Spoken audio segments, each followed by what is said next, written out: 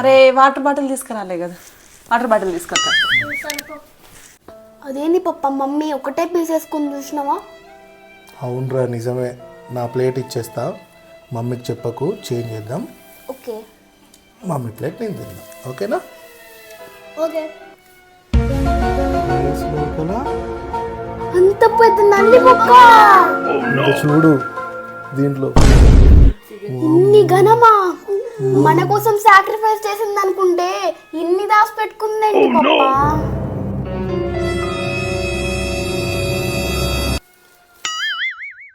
అయ్యో ఇదేందో తేడా ఉన్నది, ప్లేట్ మారినట్టున్నదే, అందరు మొక్కలు ఇట్లా ఉన్నాయి.